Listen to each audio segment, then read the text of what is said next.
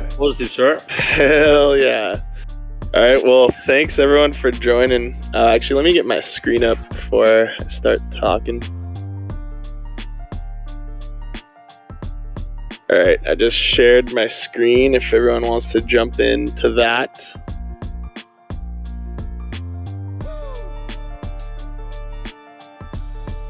All right, so today I'm going to be going over another math-based presentation, and this time I'm going to be focusing on something called a bonding curve. And first I'll be going over what is a bonding curve, and then an example of how it works, different types of bonding curves, and then some of the research I've been doing and how bonding curves pertain to that. So starting with the what. A bonding curve is a mathematical concept, and it's used to describe a relationship between the supply and price of an asset or a token. And this relationship is defined by an equation. And so bonding curves today in DeFi, they're mostly used for issuing tokens. Like there's a few projects out there where their governance token is issued on a bonding curve. And then another interesting aspect about them is they have native liquidity built into them. So when you issue a token on a bonding curve, you don't need to provide liquidity externally on something like SpiritSwap or a different AMM, and you don't need to incentivize that liquidity.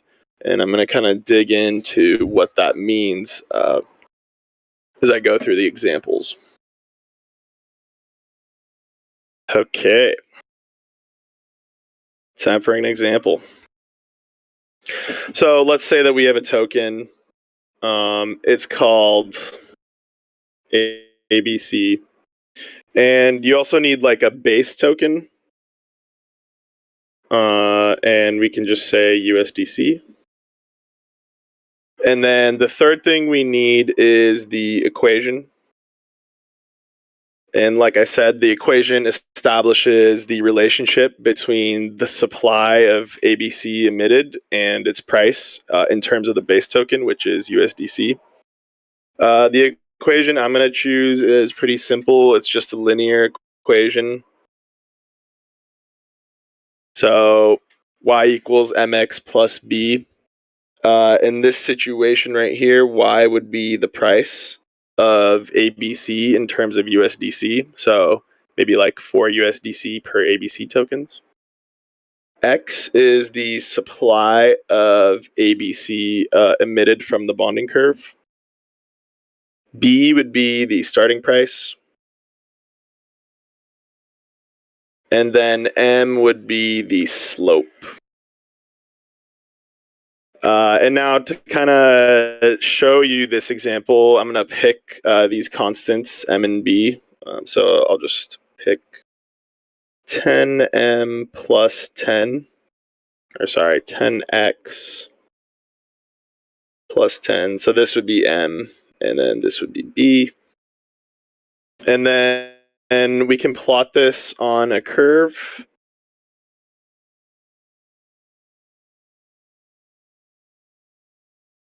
So on the x-axis, we have the ABC supply, and this is the circulating supply.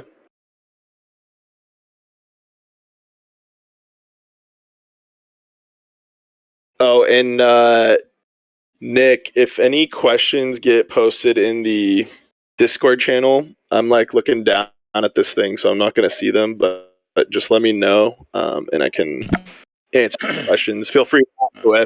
I'll let you know. Yeah, mate, no worries. Yep.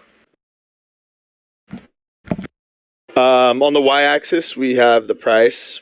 And so this would be USDC per ABC token.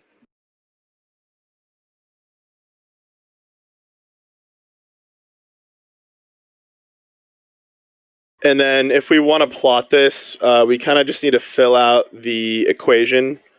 So we have supply, and so this is X. And we can just do it up till 5 or something. And then we have the price. This would be Y. And we want to plot X against Y on the graph. So if we were to plug in 0 for X, it would be 10 times 0 plus 10.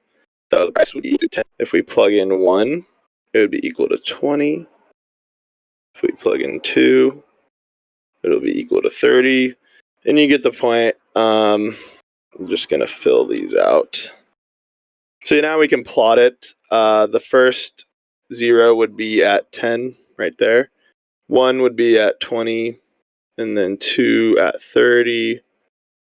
And now you can kind of get an idea of what the graph would look like. It would just be a straight line, and that's because it's a linear equation.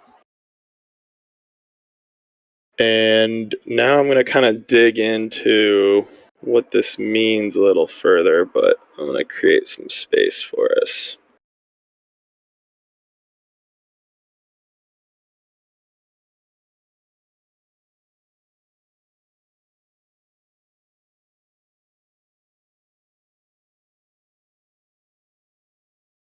Okay, so let's just run through some transactions on this bonding curve and kind of show you guys what it looks like. Let's say there's 2 participants in this ecosystem interacting with the bonding curve. The first one would be me, and then the second one would be our good old degen. So say that I wanted to purchase an ABC token. The first buy would happen at okay, so I want to purchase an ABC token. The first price of ABC is going to be worth 20. I kind of need to line these up real quick though. 1 second.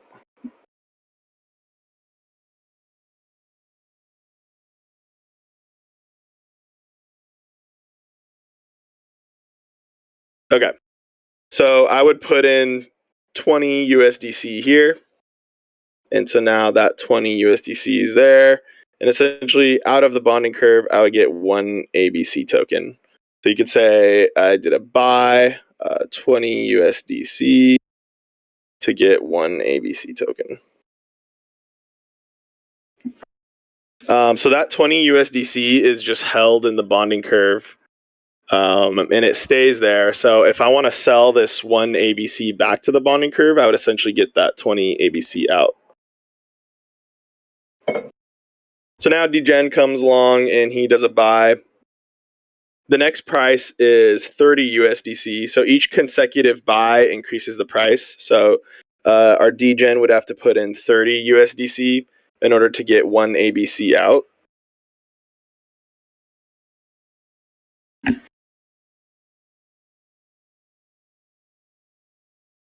Now there's a total of 50 USDC inside the bonding curve, and there's 2 ABC tokens circulating. I could do another buy, and then that would be at 40. So I would have to put in 40 USDC to get 1 ABC out. And at this point, there are 3 ABC tokens in circulation, and that means that only 3 ABC tokens can ever be sold back to the bonding curve, and we have enough liquidity to cover that. So if I were to do a sell of 1 ABC, I would get 40 USDC. So that would be this portion right here. So we can just remove that. And now the price has moved down over here. I could do another sell, and I would get 30 USDC out. And then we just slowly move back on the bonding curve. Now there's only 1 circulating. and that's at this price here. Now Degen does a sell of his last ABC token, and he can get 20 USDC out. Rugged hard. I dumped. So now you can see that there's like no more liquidity in the bonding curve, but that doesn't matter because there's 0 ABC tokens in circulation, which means none can be sold to the curve. So to highlight some concepts, I guess the first one is we don't need liquidity providers, because anytime someone purchases an ABC token,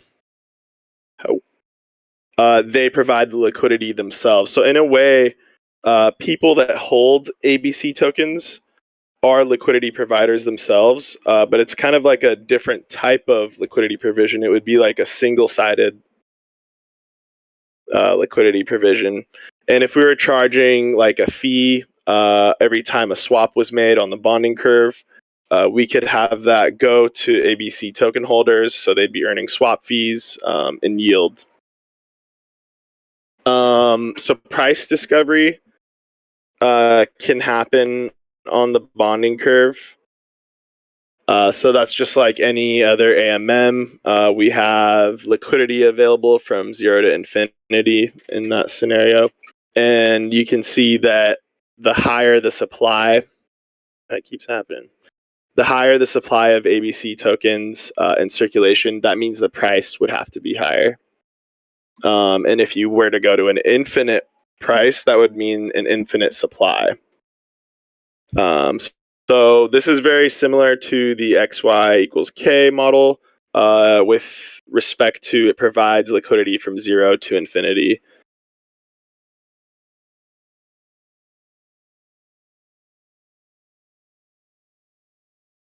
Okay. So now we can go over different types of bonding curves. There's the T. So that was a linear bonding curve, and it looks like that. Equation is y equals mx plus b. You can also have like a constant bonding curve. So in this situation, the price would always be the same. That would just be y equals c. The supply doesn't really affect the price. You can have an exponential bonding curve. So the rate of change would be faster as more supply gets emitted.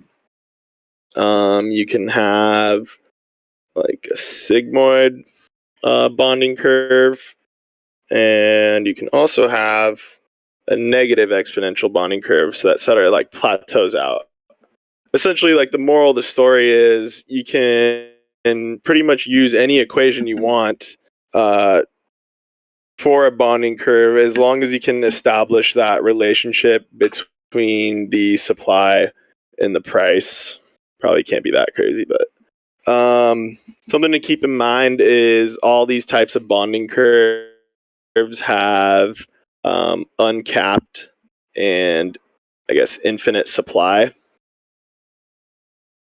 And if you were to cap it, you'd no longer be able to provide liquidity from the range of 0 to infinity. So like if we were to put a cap right here on the supply, once this supply gets exhausted, the price discovery no longer happens on the bonding curve, and it would need to happen externally somewhere like on an AMM or something like that. But then that means we need liquidity providers, which means that we need some sort of emissions of a token in order to incentivize them to provide liquidity. So that kind of brings me towards the research I've been working on. And that is focusing on bonding curves that have capped supplies. And the reason for that is because most tokens in DeFi have capped supplies. And we still want to be able to satisfy this liquidity range between the price of 0 to infinity. And so the equation that helps solve this is something you guys will be familiar with if you attended the last fireside that I did, and that is xy equals k. So in this situation, we would have an x and a y. Let's say the x is USDC, the y is ABC, and then we have a total supply of 100 on ABC token. And over here, we can't just put 0 because then that would be 0 times y equals 0. So k would be equal to 0, and the equation just wouldn't work. So we need to start it with a certain amount of USDC inside the reserves of the bonding curve. So I'm just going to put 100 there. But we also don't actually need to put any USDC in there because that liquidity, this USDC will never get used because the total supply of ABC is right here. It's already in the reserve. So no one can sell ABC to this reserve right now. So there's no way to extract this 100 USDC. So this can actually be like a virtual USDC. And then we have a real USDC, which is 0 at the starting point. So we use virtual because then we don't need any like initial capital up front in order to start this pool. So what that would look like is something like this. Over here we have the price, and this is USDC per ABC token. We have the starting price at $1, and the way to get that is you just do USDC reserve divided by ABC reserve. 100 over 100 is equal to $1. Down here we have the supply of ABC in the reserve of the bonding curve. So this is a little different than the last graph. I'm going to be graphing the reserve instead of the circulating supply. So the reserve starts with 100 and it would end with 0. At 0, the price would be infinity. And so down here we have virtual USDC, and then any USDC that gets added goes up here and it would be real USDC. So to kind of run through an example here, let's say that I put in 25 USDC. How much ABC would I get out? And this is something we covered in the last fireside that I did. If you aren't familiar with it, you can refer back to that. So in this case, Y would be equal to 20. So I put in 25 USDC, I get 20 Y, and now the reserve looks like this.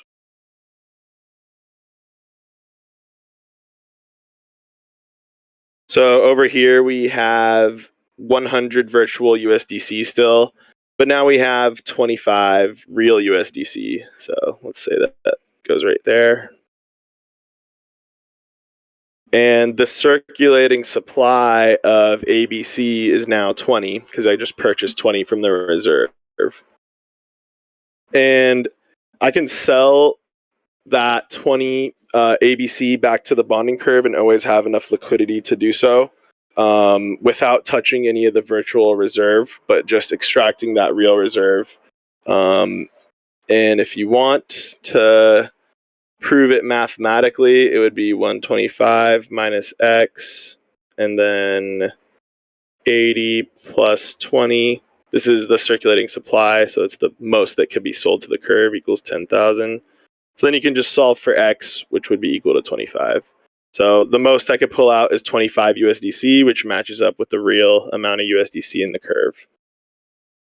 So an interesting thing here is the liquidity provision isn't from 0 to infinity.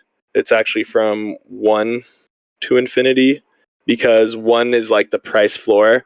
The price of ABC can never go under $1, but it can go higher. And that's not exactly 0, but it's pretty close and close enough And it actually establishes some interesting things we can do. And that interesting thing is borrowing against your ABC token with no liquidation. I don't know how to spell that. No oracle needed either, and no interest. And as I mentioned, the ABC token kind of acts as a single-sided LP token, so it's earning swap fees. So you pretty much have a situation where you have a loan that pays itself off because you're earning swap fees while you're borrowing. And let me just grab that graph again. So I'm going to just walk you guys through what a borrow would look like.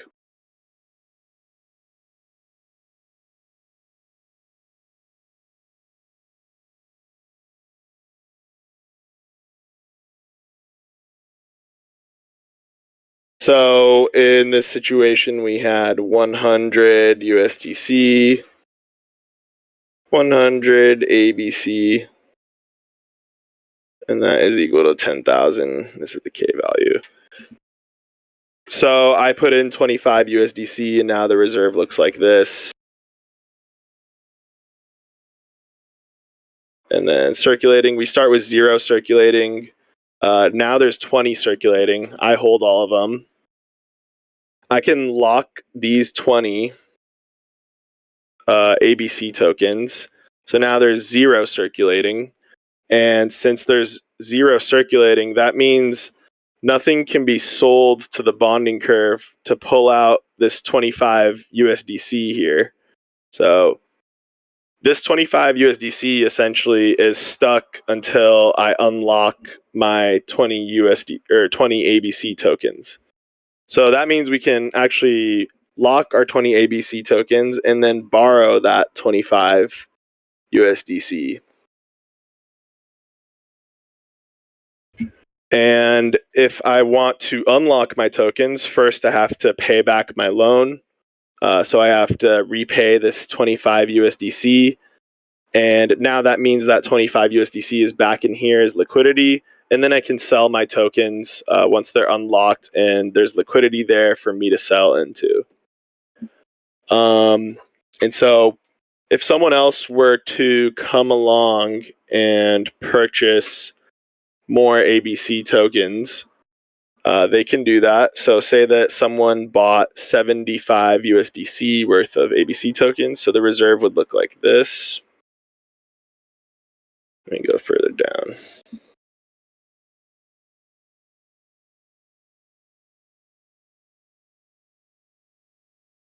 So now the circulating would be 30 because my 20 are locked and he just bought 30 ABC tokens from the reserve by putting in 75 USDC.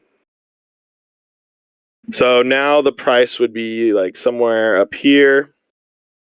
And over here we have 75 USDC.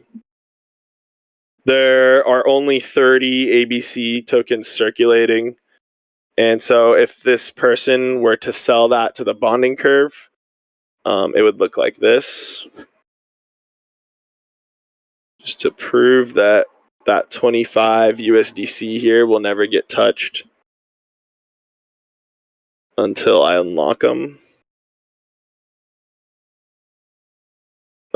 So X here would be equal to 75. So that would be this chunk here, and that would bring the price back to this point here. And since the price can't ever go under here, that's why there's no liquidations possible, because I'm kind of holding it up right there with my liquidity that I've locked in. So I thought that was a really interesting concept. But the thing here is this model is really only as useful as the utility of ABC tokens are. Like you could release it as a standalone model, but then it'd just be like some sort of meme token. and it wouldn't really have a purpose, but for people to speculate on and hype up. So I kind of wanted to dig further than that. And I've kind of come up with, I guess, 3 different use cases that I've been working on and researching that don't necessarily use this exact model, but I kind of use it as a foundation to build upon. And I'm not going to be going over those use cases today, but I definitely will be in the future. And I think that you'll be seeing one of them very soon here. And I'm really excited for that. That is all I have planned for today, though. Thank you, everyone, for attending, and I hope you enjoyed it. That was absolutely remarkable, Heesh. Good one. Such an inside joke. Some people might get it. That's amazing, dude. Awesome. I'm really keen to see if anyone can read between the lines here. I don't know if they will be able to. Maybe some people will. It's pretty out of it, but yeah, Heesh, that was insane, man. Thank you so much for the explanation. Yep. You know, also into the various kinds of bonding curves that are available as well. Look, at this stage, I'm gonna just run through the fireside chat real quick. Don't explain, but you give some hints as to the 3 approach you think. So Jack with an S, yeah, fair question, man. I expect after that demonstration, everybody is you know, bubbling here to sort of get the alpha out of Heesh. But I mean, Heesh, do you want to give any hint? Do you want to drop some like really cryptic hints in some kind of mixed up way, or do you want to keep this for a later stage? I mean, I'd say just like think about like how this model can be applied to like actually do something useful, such as like swapping 2 actual tokens like USDC with FTM instead of like USDC with some made up ABC token. Yeah, that's like backed by USDC. Yeah, so that's one of them. The other one is, yeah, I don't really know how to forge a hint here, but I think you'll actually be hearing about it really soon, anyways. Yeah. Yep. Yeah, I mean, look, I'm almost tempted to. We've got so many more sort of discussion style AMAs sort of coming up that, so one of them will be, you know, we're going to be having an AMA with Liquid Driver closer to our V2 launch because they've got their shadow farms coming along, so we're going to be doing some reciprocal marketing going on there. Another is, I mean, I guess I could say something cryptic about point 2. So there's a protocol that we have been chatting with for some time that utilizes bonding curves, and I'll come out and say that they'll be making a proposal to the DAO real soon.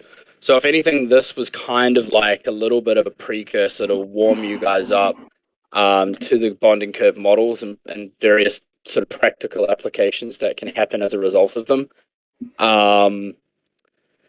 We'll be getting, once these guys make the proposal in Commonwealth, well, they'll be airing the idea out there in Commonwealth, not actually the snapshot. We'll be then getting them on Fireside to kind of have a chat with you guys around what their idea is, how it can benefit the SpiritSwap community, and talk about basically how we quiz them on their proposal, quiz them on any sort of intricacies or anything that you guys want further clarification on. Remembering again, you know, revert back to this presentation that Heesh has given in order to sort of try and see the value that bonding curve models can bring to our ecosystem and other ecosystems as well. That's the really fun thing, is the practical application is pretty much limitless. It's the limits that you set yourselves. So yeah, I guess I'll stop talking now because I might give away too much. But I'm super excited for this potential partnership. But you know, as we are a DAO, we want you guys to be as informed as possible when making these decisions on behalf of the DAO. So this was kind of like a little warm up, a little taster as to you know, what we can expect to come up shortly after V2. Another question from Jack with an S. If having a cap, wouldn't that make sense to use a reverse model with a higher price for tokens and lower for last? Like as in the price would start higher and then go down, or? Selling time and availability, yeah. Huh, yeah, that could definitely be interesting. Not really something I looked into though, but anything is possible, really. There you go, Jack with an S.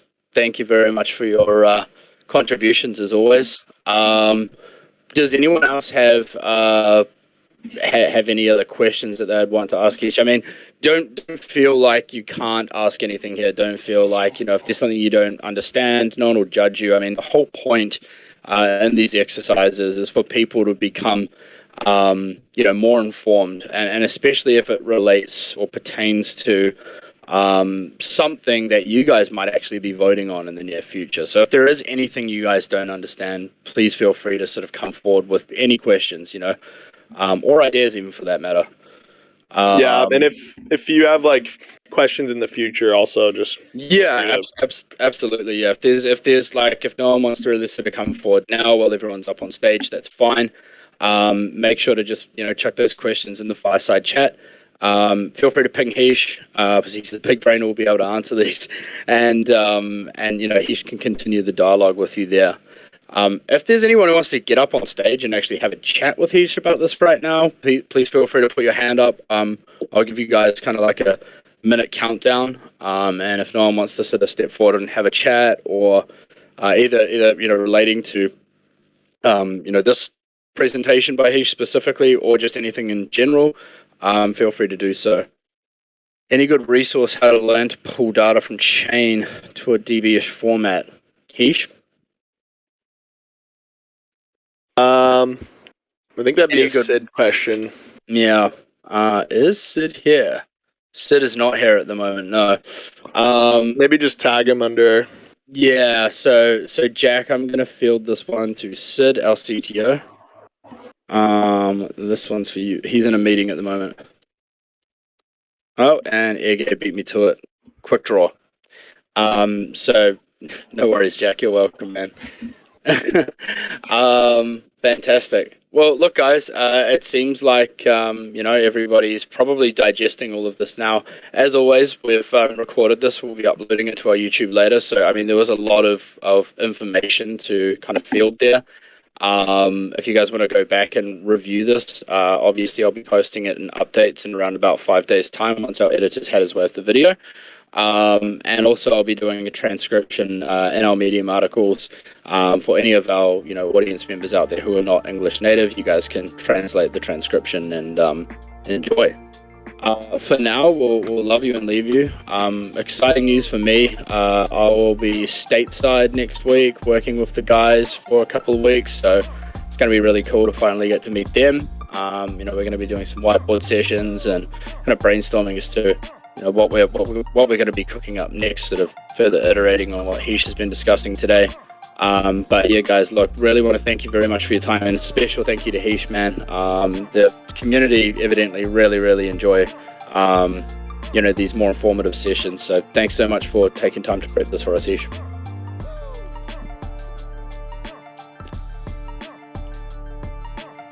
And for releasing me too. Thank you everyone for joining.